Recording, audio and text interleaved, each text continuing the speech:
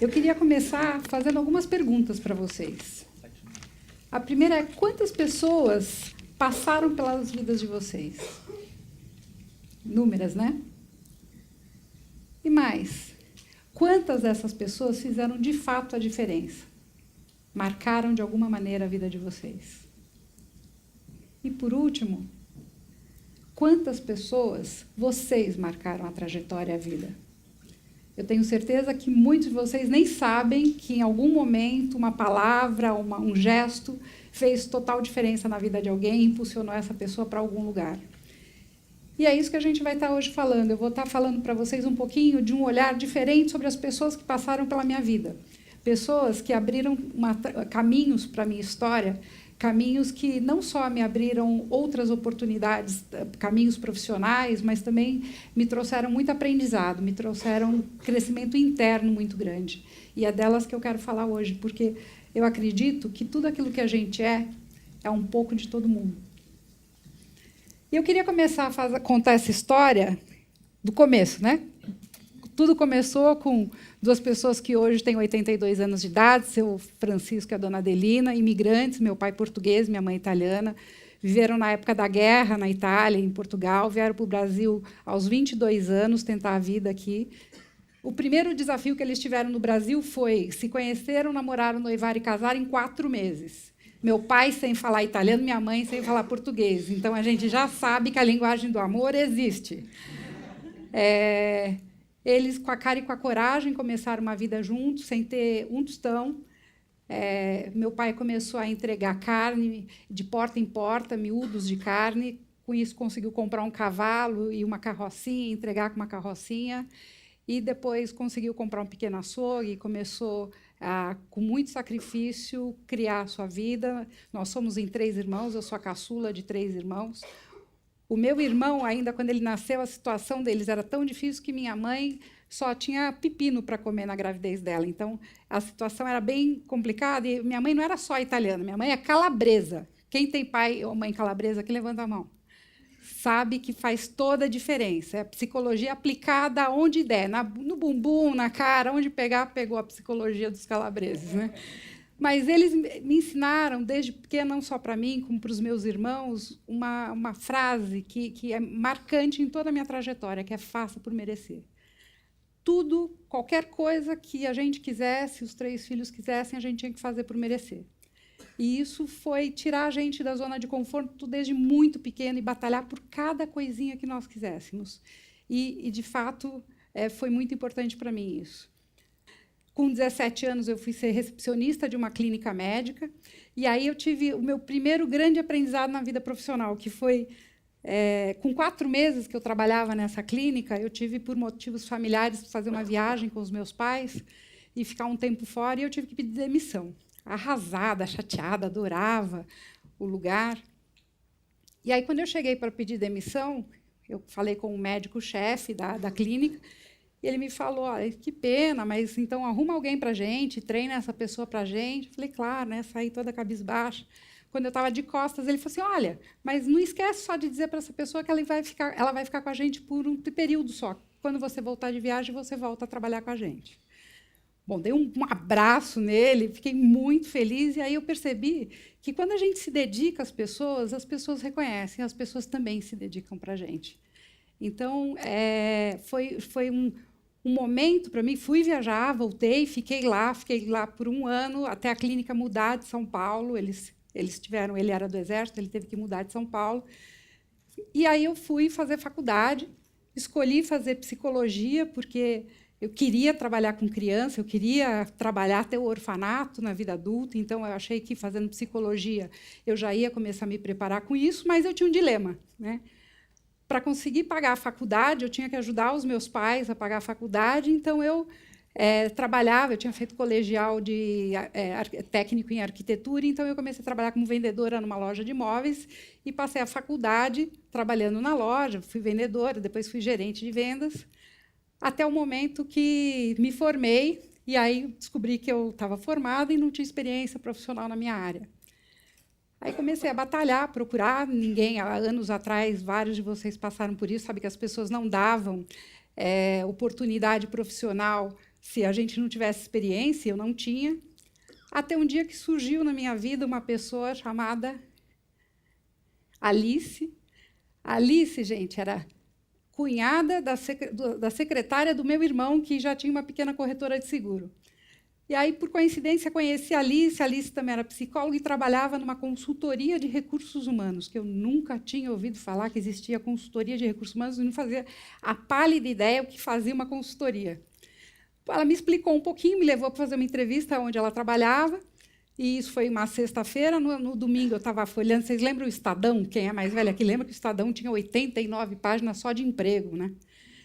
E aí, eu folheando o Estadão, vi o nome de uma outra consultoria lá de recursos humanos chamada Manager. Aí, depois, eu descobri que não era Manager, que era Manager, né? Porque, óbvio, eu não falava inglês.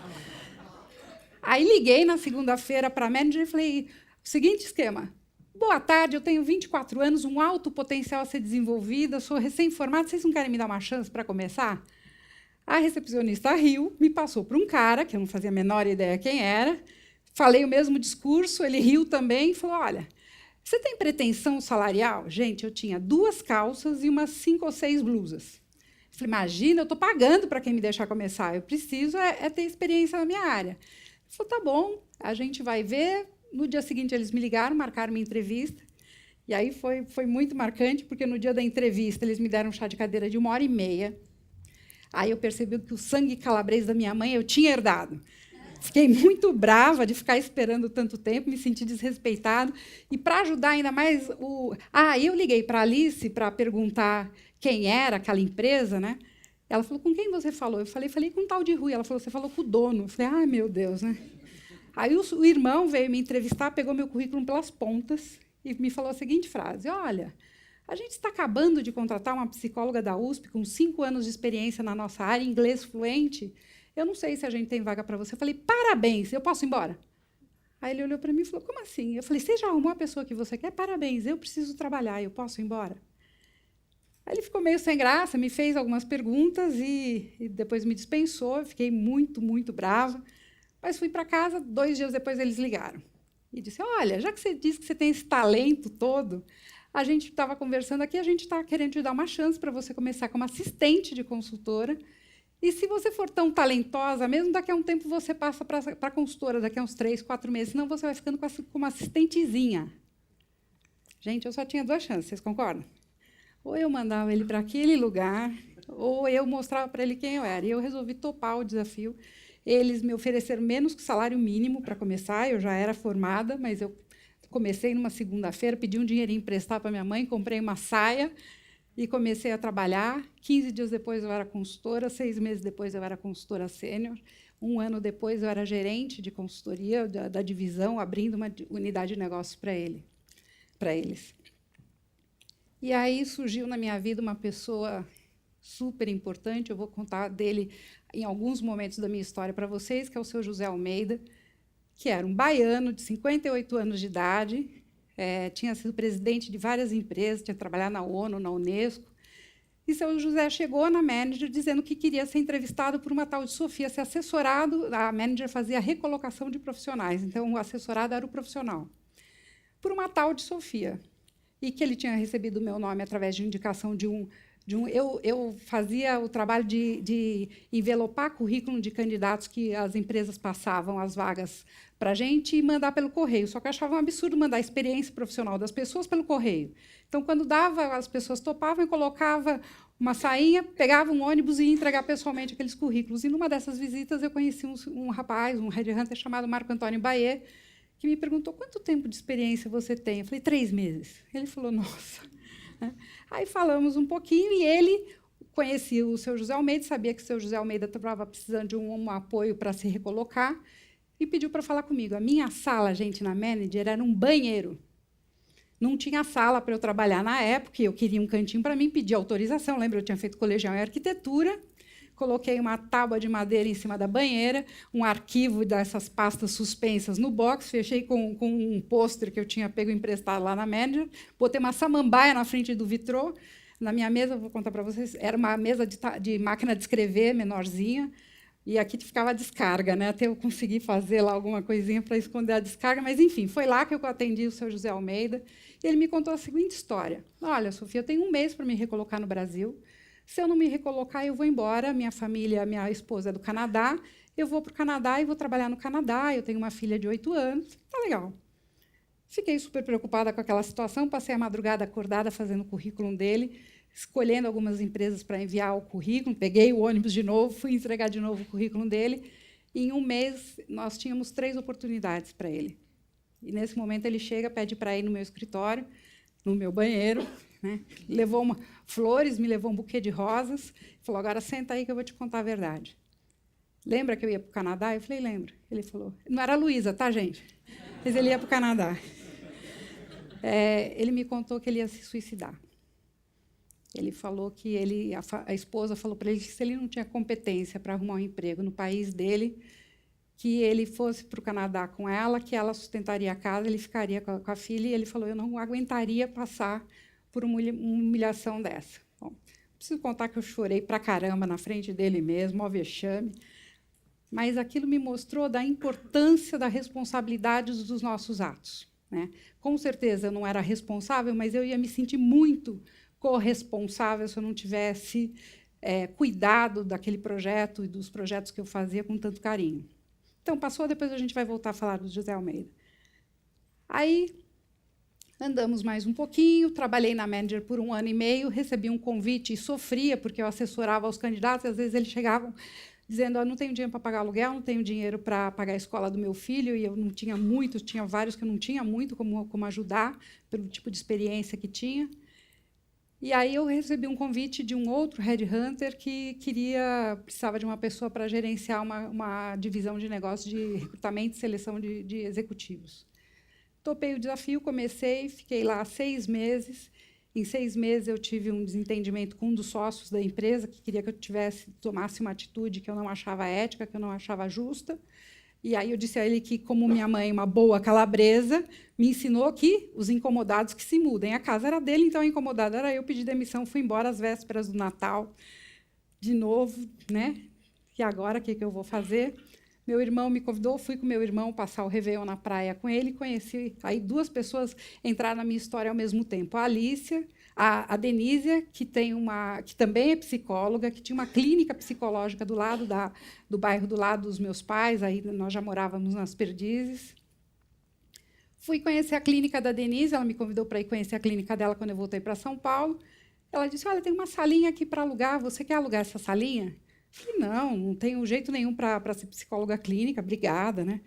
No mesmo dia, eu fui para casa e toco meu telefone, era um diretor de recursos humanos, o Cláudio Macedo, que era diretor de uma grande empresa nacional, me convidando para fazer um processo de recrutamento e seleção para a empresa dele. Aí eu falei: mas, olha, eu tenho 2 anos de experiência profissional, contrata a empresa que eu trabalhava. Ele falou: não, você não entendeu, eu gosto como você pensa em RH, menina. Monta o teu negócio porque vai dar certo. Você vai ter sucesso. Você pensa em RH de um jeito diferente. Eu fiquei com aquilo na cabeça, pareceu aquela nuvenzinha, sabe? Com a salinha da menina. Fui lá e aluguei a sala, comprei uma mesa, 3 cadeiras de curvim, caramelo, mesa cerejeira, e aluguei uma máquina elétrica e comecei a fazer o projeto. Pedi para ele 15 dias para poder montar uma estrutura, para poder atender, fazer uma metodologia que eu pudesse acreditar. Ele topou, e aí, de novo, voltou. Esse dia foi o day one da minha empresa, né? Dia 18 de janeiro de 88, foi o dia que eu visitei a Denise na clínica dela, que o Cláudio Macedo me ligou, e eu, em seguida, a ligação do Cláudio Macedo, liguei e aluguei o primeiro escritório da DM dentro da clínica dela. Bom, passou uns dias, quem eu procurei, adivinha? Seu José Almeida. Se naquele momento eu pude, há 1 ano e pouco antes, ajudá-lo num momento importante da vida dele, chegou a hora de ele também poder me ajudar, pedir ajuda no momento que eu precisava, e não fazia a menor ideia como montar uma empresa, né? Não sabia nem por onde eu tinha que começar. E aí ele falou: olha, vamos começar pelo nome. Sofia Esteves, Recursos Humanos. Eu falei: não quero meu nome envolvido. Nessa época se usava o nome das pessoas como o nome da empresa. E aí ficamos conversando, ele falou assim: decision making. Eu falei: mas isso é frase, não é nome de empresa? Ele falou, mas você não está tomando uma decisão de vida e não vai trabalhar com pessoas que tomam decisões? Decision Making. E aí nasceu a Decision Making. E ficou com esse nome durante 3 anos, até que um dia uma pessoa ligou no escritório e falou assim, por favor, o seu Decision está? Eu falei, não, só o seu Making serve. E aí eu achei melhor fazer um nome mais fácil, e a gente resolveu diminuir, ficar só como DM, a parte de seleção de executivos, de cargos de média gerência e treinamento de liderança, chama DM. E aí a gente aluguei 3 meses depois, fiz esse trabalho para o Cláudio Macedo, deu certo, ele deu um segundo projeto, me indicou para uma segunda empresa, que me passou 13 projetos em 3 meses, aluguei a salinha do lado da minha, que tinha vagado também na clínica, em 6 meses eu aluguei o primeiro escritório, que eu achava que eu nunca ia ter o dinheiro para pagar aquele aluguel, montei sozinha as mesas, enfim, era tudo super contadinho. E com a cara e com a coragem, a gente começou a montar essa empresa, que hoje tem 200 funcionários, 204, tem escritórios na Argentina, no México. Já desenvolvemos trabalhos para mais de 44 países, no mundo inteiro, em países que eu não faço nem a menor ideia onde ficam, mas que a gente hoje tem podido fazer aí trabalhos de recrutamento, seleção e desenvolvimento em várias partes diferentes. Então, nasceu a DM, e eu tinha certeza, quando eu montei a DM, eu tinha certeza de uma coisa, eu tinha que guardar o dinheirinho para o orfanato, ou que um dia podia vir uma crise. E quem é mais velha aqui, não foi só na minha vida, o Collor marcou a vida de todos nós, porque ele deixou todo mundo com 50 cruzeiros no bolso, né? 50 cruzeiros na época, isso, eu montei a DM em 88, isso nós estamos em março de 90. Fiquei desesperada, como é que eu ia fazer? Eu não tinha dinheiro para nada, ainda não tinha uma poupança guardada, e há pouco todo mundo tinha perdido a sua poupança também. Para vocês terem uma ideia de como foi grave, eu estava naquele dia fazendo 17 projetos. 12 foram suspensos só no período da manhã. Eu falei, e agora, né? O que eu faço? E aconteceram de novo 2 coisas no mesmo dia muito interessantes. A primeira, o José Augusto Minarelli, que já era um consultor muito famoso, que fazia a recolocação de profissionais, fazia outplacement, já tinha me conhecido. E ele ligou no escritório e falou, olha, Sofia, estou te ligando, porque eu estava aqui sentado e eu imaginei que essa é a tua primeira crise, então senta aí que eu tenho alguns conselhos para te dar. E me falou, olha, não tenha vergonha de pagar duplicata em cartório, todo mundo um dia passa por isso. Não é hora de você chorar, é hora de você dar o ombro para o teu cliente chorar, é hora de você fazer trabalho de graça, se precisar, para aqueles clientes que te acompanharam nesses 2 anos. Então, cabeça erguida e vai em frente. Foi o que eu fiz. Na hora do almoço, eu tinha 3 consultoras, elas resolveram, nós almoçávamos juntas todos os dias, né? Elas falavam, Sofia, a gente queria almoçar sozinha, você se importa? Eu falei, greve, né? Crise. Fiquei super chateada, mas deixei elas irem, óbvio. E, quando elas voltaram, elas me procuraram e falaram, a gente queria combinar uma coisa com você. Eu falei, o quê? Ela falou assim, a gente sabe que você vai ter que mandar a gente embora, porque você não vai ter dinheiro para pagar a gente, mas a gente não quer sair daqui. E a gente queria te propor para você colocar nós 3 de férias, paga só os encargos sociais, não precisa pagar o nosso salário, e a gente tem certeza que o mercado vai voltar, e conforme o mercado for voltando, você vai chamando a gente de volta. Pô, gente, demais, né? Eu fiquei super emocionada, porque aquelas pessoas estavam num sonho que era meu, dizendo assim, a gente quer estar aqui com você. E aí foi isso que a gente fez, elas saíram de férias, em 2 meses, graças a Deus, eu consegui trazer as 2 de volta. Uma delas está, as 3, uma delas está comigo até hoje, e eu vou falar dela mais para frente. E aí nós batalhamos, o mercado foi aquecendo, e eu continuei sempre fazendo por merecer e guardando dinheirinho, porque podia vir outra crise, como, de fato, depois veio 2009, e aí eu tenho certeza que vários de vocês passaram por ela, mas sempre buscando trazer para cada trabalho que a gente fizesse, entendendo que por trás daquele trabalho tinha um ser humano, que tinha candidatos que tinham expectativas, empresas que tinham expectativas, e trabalhando sempre essa questão de trabalhar o além de simplesmente fechar uma posição, um processo de recrutamento e seleção. Bom, continuando a história, em 1990, depois da crise, isso já era mais ou menos outubro ou novembro, eu comecei a desenvolver um trabalho nas escolas, nas universidades, porque, como eu contei para vocês, eu saí da faculdade sem saber que existia consultoria de recursos humanos. Então, assim, a gente sai, às vezes, bem formado, mas mal informado. E, por causa disso, comecei a perceber também que um monte de gente que eu entrevistava passava pela mesma coisa. E aí eu fiz um processo chamado, eu nunca fui boa de marketing, gente, chamava PIF, Programa Integrado de Formação de Estagiários, só faltava o PAF, né? Mas, enfim, comecei a fazer esse trabalho de sábado, eu tinha muito tempo livre, ficava 8 horas durante o sábado nas escolas fazendo esse projeto de orientação de carreira, voluntariamente, gratuitamente. E aí um dia toca meu telefone, era o diretor de recursos humanos das indústrias Gessi Lever. Vocês sabem quem é a Gessi Lever? Hoje é a Indústrias Unilever, hoje, né? E ele me falou, olha, vem aqui que eu quero te conhecer. Fui lá com a minha pastinha de headhunter e falou, não quero falar nada sobre isso. Eu quero saber o que você faz nas faculdades, porque eu tive na USP, soube que você faz um trabalho lá com jovens, queria entender o que era. Aí eu contei. Ele falou, deixa eu te falar uma coisa, nós temos um programa de trainees aqui na Unilever desde 1964. Eu tinha 3 anos quando começou o programa de trainees na Unilever. E a gente quer terceirizar esse processo seletivo, só que não existe consultoria no Brasil que faça isso. Você quer fazer? Eu falei, pois é, não existe. Eu também não sei fazer. Gente, eu não sabia nem o que era trainee.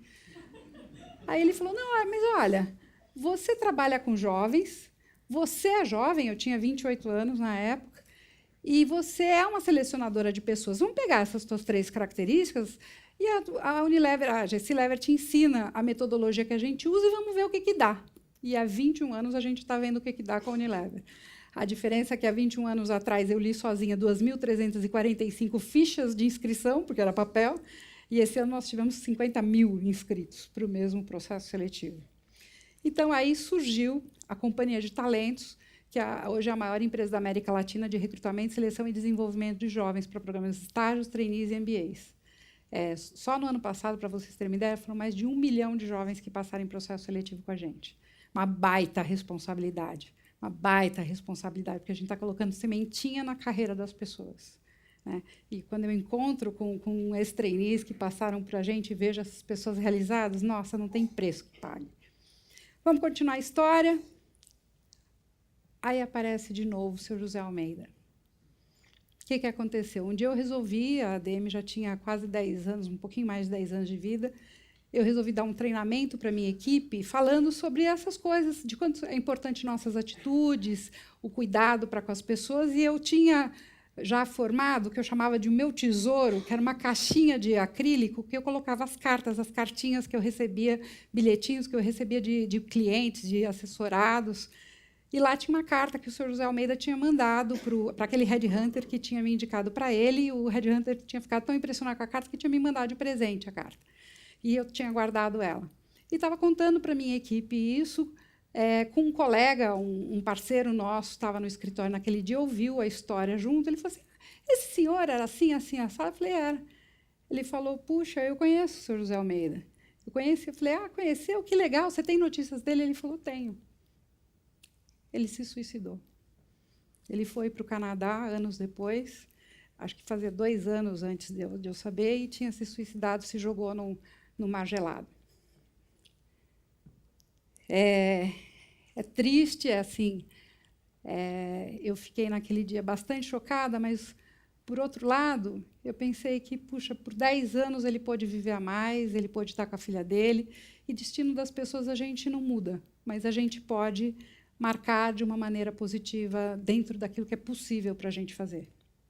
Então, ele, com certeza, onde ele estiver, ele é um anjinho que continua olhando por mim e pelas pessoas em volta dele. Nessa trajetória, a DM, hoje, o grupo DM, né, que é a parte da DM da Companhia de Talentos, o grupo DM-RH, passaram várias pessoas que, como a Lara, que foi aquela estagiária, começou como consultora com a gente, como estagiária e virou consultora logo no início da DM. Hoje ela é sócia há mais de 15 anos, ela é sócia com 6 anos de empresa, ela se tornou a primeira sócia da DM. Em seguida, a Carla Esteves, que é minha sobrinha, mas começou a trabalhar comigo com 15 anos de idade, sendo recepcionista, e eu dizia assim para ela, olha, o teu telhado é mais de vidro do que todo mundo. Então, se um dia eu souber que você usou o sobrenome para tirar algum proveito, você está fora. Perde o emprego e a tia, né? E ela sempre foi brilhante, e pelo esforço e mérito dela, também foi escolhida pelas colegas, pelas pessoas da empresa para ser sócia. A Maíra começou como estagiária com 18 anos, hoje não só é sócia, ela está sentada no meu lugar, hoje de CEO. Eu tenho um cargo novo no escritório, hoje eu chamo CSO, Chief Spirit Officer. Eu sou responsável por manter a cultura, manter os valores. Hoje, meu trabalho é um trabalho bastante institucional, toda a operação é tocada por essas mulheres maravilhosas. E a Adriana, que é a última sócia, ela foi minha trainee lá na indústria GC Lever, no primeiro ano que eu fiz o programa. Ela fez uma carreira brilhante, é engenheira, saiu da área técnica, foi para a RH. Anos depois, ela veio ser a gerente do programa de trainee, então sentou comigo como gestora do programa por parte da Unilever, chegou à diretoria de recursos humanos na Unilever. Depois, para ficar mais perto dos filhos, mudou de empresa, até o momento que eu falei para ela, vem brincar de ser consultora e está com a gente, está fazendo um trabalho lindíssimo na área da DM Desenvolvimento. E aí, vocês lembram da história do orfanato? Eu tinha me proposto que aos 50 anos eu montaria, então, estaria preparada para montar o orfanato.